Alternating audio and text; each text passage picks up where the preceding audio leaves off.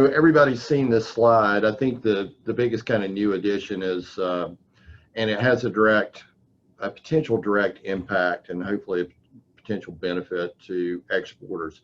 We purchased 145 acres adjacent to Garden City Terminal. If you're going to get a north-south perspective of the river being the north and obviously the other side being the south, 145 acres kind of straddling the Jimmy DeLoach Parkway termination point there. That's for future port development.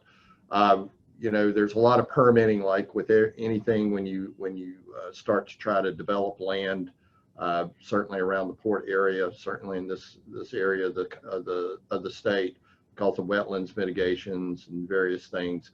But we're still trying to figure out exactly what we may do with that. I mean, it's certainly going to fall into, some type of supplemental support for the port, but we may actually have something a product that's going to benefit exporters. And the challenge today in the export market is the variability, not only in the market, but the variability of ships showing up. Everybody on this, I took a look at the registration list. Everybody here, it seems like the most part, has probably a really pretty decent understanding of how the port operates, and experts in various fields, whether it's the inbound or the outbound primarily. But a big challenge for us is being able to work with exporters, being able to allow cargo in, on a timely basis, because at one time there was something called kind of a fixed day weekly service by the steamship lines. That meant that they showed up every Friday. Now that's very rare if they do show up every Friday. Their on-time performance generally across the industry, not just here in Savannah, not just here on the East Coast, everywhere across the globe, schedule integrity is very, very poor. So we continue to try to look at ways that we might be able to benefit the export community and trying to come up with different solutions. And I'm not telling you what the solution is for this because I don't know it, but this additional 145 acres may give us some flexibility to provide exporters with a solution down the road. It's nothing imminent. It's nothing that's going to happen next week or next month. It's probably going to take at least a year or two for this land to be, prepared so that we can start utilizing it. But there has been a lot of talk about ways that we might be able to support the export community with utilizing this land, maybe in an early receiving type of yard or some type of equipment storage area, something along those lines. So anyway, we're always trying to figure out ways that we can better utilize our footprint and not only help the importers, but certainly help the exporters, because that's really what the Georgia port was, kind of key to our mission statement, was about our mission was to try to help facilitate economic development and trade with Georgia producers getting products to international markets, and Georgia receivers trying to get products and goods from international markets. So it's key to what we do. So we hope that this will benefit the export community down the road. Next slide, please. So a little bit of fresh news. I know that it came out in a press release a couple months ago, but we think this is pretty amazing, that now that Savannah is the #1 port in the nation for export containerized loads. So this is just for calendar year 2020, year to date. This slide is through May, but we did get the information through June, and we are still, for the first 6 months of calendar year 2020, we are the #1 port for exports. So that's a major accomplishment. It's not something that we do ourselves, but really Emily talked a lot about it, about the attraction of business to the state of Georgia, to the Southeast region. It's just really, really exciting. I thought it was obviously relevant to this crowd to let you know that this is the #1 port now for exports. So we're excited about that.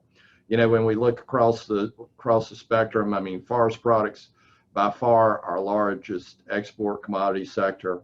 And then you throw in the clay and cotton, things that we kind of see on the horizon as really being kind of the high growth areas. Because when we kind of look at exports, you know, we have good years and have some kind of average years, so to speak, but really kind of the high growth areas that we're seeing are logs. There's a lot of discussion out in the market about log exports. That was the sector of the sector of our business that really took off a couple of years ago, and tariffs really scaled that back. But now we're starting to see and hear a lot more of those operations kind of coming back online. So that's beneficial. There's been a tremendous amount of talk about the resin exports. A lot going on in that industry right now. I mean, it's just like every industry has its challenges. You know, you can run it off with resins. You know, we're great in the sense that we've got a couple major packagers here, the infrastructure that we've been needing. So Plastic Express and A&R Logistics, all both with big facilities prepared for the volume. But then, of course, weather issues down in the Gulf with some of the hurricanes, economies being shut down all around the world because of the pandemic. That's certainly kind of put a damper on resin exports through the Port of Savannah over the last couple months. We're certainly optimistic that that will build toward the end of the year. And once things normalize, whatever the new normal may be, but you know, some of the plants come back online, some of the economies come back, you know, open. We expect that resins will certainly be one of the high growth sectors of our export portfolio. So we're really excited about that and very well positioned, you know, in that sector, kind of a new sector for the Southeast. So we're excited about that. So we're optimistic that we'll continue to be the #1 gateway port for U.S. exports. Next slide, please. All right, so kind of run through this. You know, this is kind of the fiscal year in review, so I won't spend a lot of time on it. Most, if not all, the information has been published. You'll certainly see it at the State of the Port on October the 22nd, I believe, is when our State of the Port is. So if you haven't signed up, please do. It's going to be virtual. So I'm putting in my plug to try to, I think right now we've got about 1,500 people signed up. So we won't sell this one out, I don't believe, because it's going to be virtual. So please sign up to attend on August 22nd. But I think the relative issue here is laden exports. So our fiscal year runs obviously from July 1st through June 30th. FY20 was kind of a tale of 2 years all in one. Everybody knew what happened in the back end of the year. First half of the year, we were off to great guns, kind of our normal, you know, 6-7% growth. We saw growth on the export side. Then when we came into calendar year 2020, the last 6 months, we were down about 7%. So, you know, how quickly things change, you know, all attributable to the pandemic. And our exports have been slow to recover. You know, I think in certain segments of our export portfolio, we're stronger in the maybe first quarter of calendar year 20, but certainly things have slowed down in the second quarter of calendar year 20. And still, we are, from the export load perspective, not where we want to be, actually down year over year. So we're hopeful, as I mentioned, with the resin, with some of the forest product sectors, that we'll see a strengthening as we get toward the end of the calendar year. A lot of reasons for that. You know, different economies, inventory in different worlds, different parts of the world that were surplus, that they're burning down now. Strong domestic market, so there's some forest products that are going to domestic versus international. So a lot of things going on, but hopefully as we creep toward the end of the year, we'll see some improvement in the export sector. So next slide, please. Everybody's seen this. I'd feel remiss if I didn't kind of throw it up there, but you know, we're still the fastest growing port in the country, have been for the last 15 years. So you'll always see that slide because it's something that we're very, very proud of. So next slide, please. I think one of the reasons why, you know, our volumes have been down about 7% in the first 6 months of the calendar year. We've seen some strengthening, certainly on the back of imports in July, well, maybe not July, but certainly in August, and we'll see it in September, and we'll see it in October, and we'll probably see it all the way through January, quite frankly, a strong import market. But really, what I like to say is, I mean, the reason that we didn't fall 20% like certain ports did in the United States, is because we're extremely well diversified. And I like to use this slide to tell folks that no matter where you're going or where you're coming from in the world and trading in the world or sending your products or procuring products from, you can get there via the Port of Savannah. So this connectivity really helps us in these volatile situations. Now, yeah, we are down, like I said, 7%, but other ports were down significantly more because they're more vested in other trades, whether it's a heavy trans-Pacific position or maybe a heavy transatlantic position. So this is something to really be proud of, but also really to be fortunate as an exporter, because you don't have to travel 100 miles north to get to South America or 100 miles south to go to the Caribbean or to another area. So in export commodities, obviously very, very thin margins, always looking for the most cost-efficient path of getting the cargo out of the country and getting it to markets. And certainly Savannah, with this portfolio of services, which kind of not only talk about scope, but frequency and competition for your business, we're really kind of uniquely positioned to help exporters minimize cost and reach those markets effectively. So this is a really important slide to kind of take with you if nothing else at the end of the day. Next slide, please.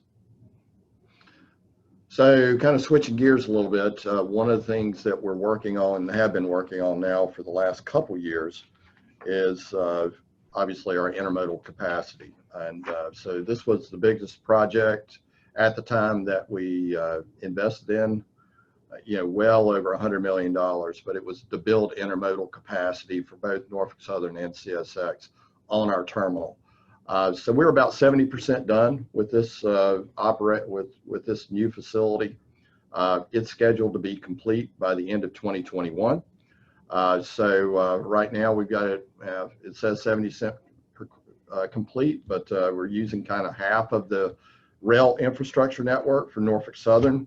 We'll bring CSX back into this backward part where the one is, obviously later when those tracks are built. But this is really going to be an amazing site. It's probably one of the most complicated from a technology standpoint, from an operating standpoint, because of the cranes and all the moving pieces that are going to go into this operation. But what it does for exporters is it helps, and importers as well, but really for exporters, it extends our reach to inland markets, so that when you are source loading cargo from inland markets like a Memphis or a Nashville or even up into Chicago, the upper Midwest, you have the capacity and the efficiency to get to a port like the Port of Savannah, which we're typically last port out for the Panama services, broad portfolio going all over the world.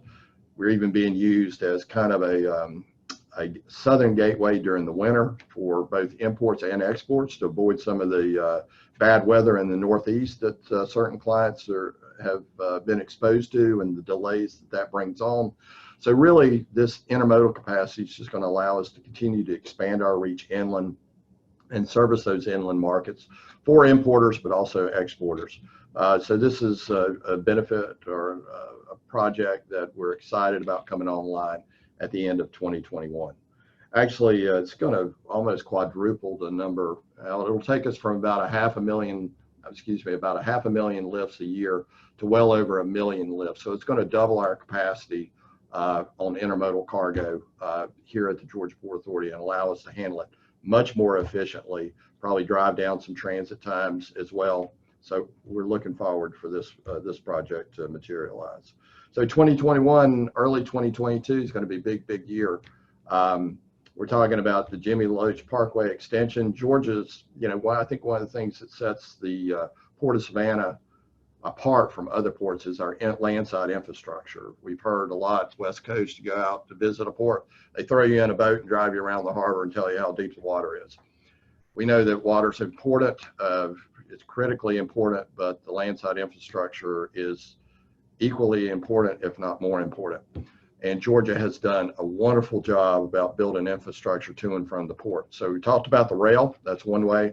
Talking about highway infrastructure is the other.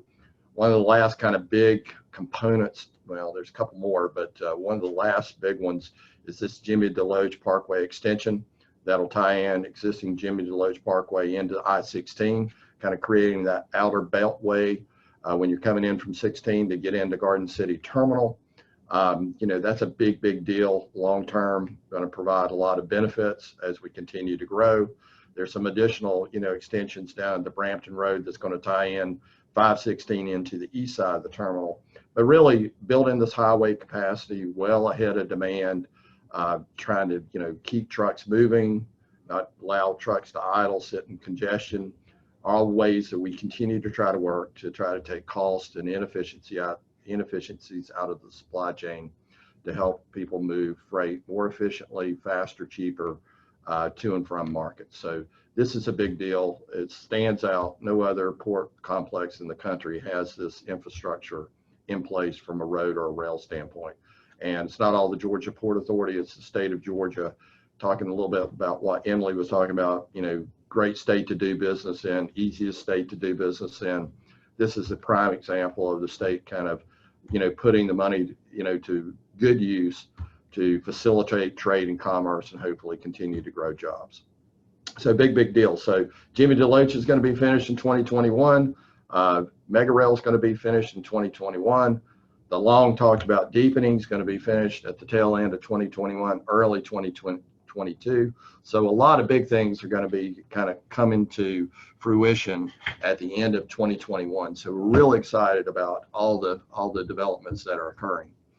We always spend, 100% of our profits every year back into the authority.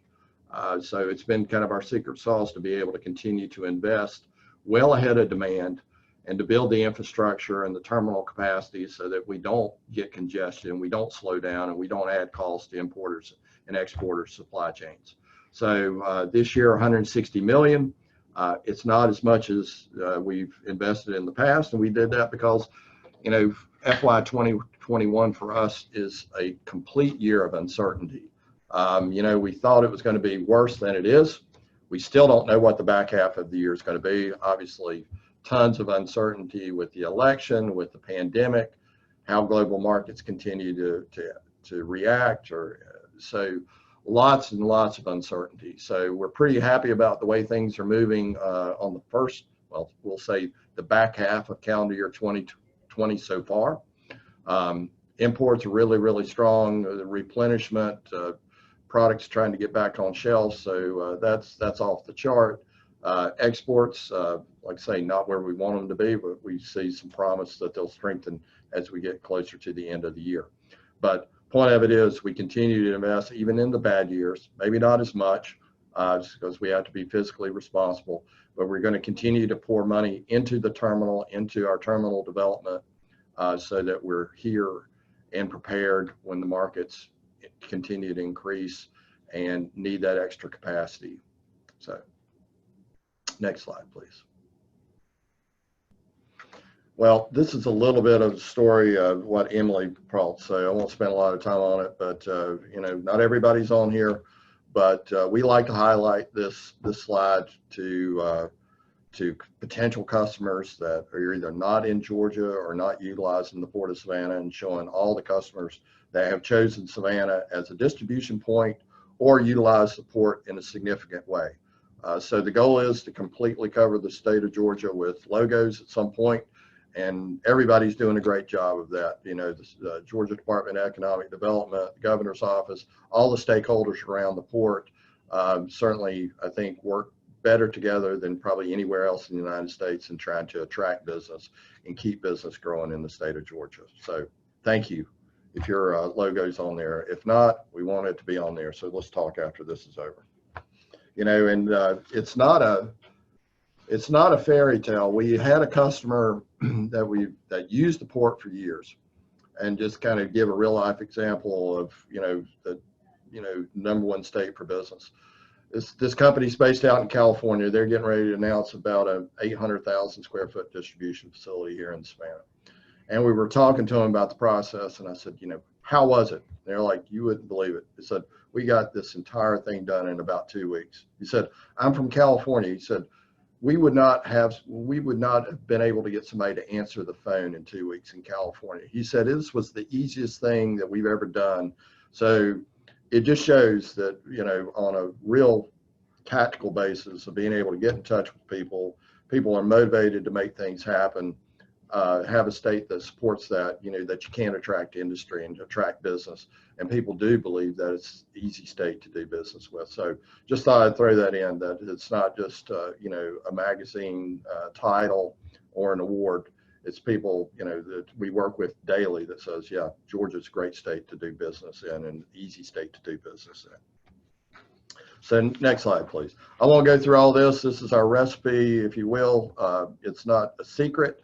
You know, it's just what we have to offer that I think differentiates the Port of Savannah from everybody else in the United States, every other port complex. So, you know, one thing can be replicated, but this whole list of benefits and values that we're able to convey to our customer, I think it's impossible to replicate anywhere else. Then next slide. So, from everyone at the Georgia Port Authority, we appreciate your business. We're always here. We're not perfect, but we're always here to try to help.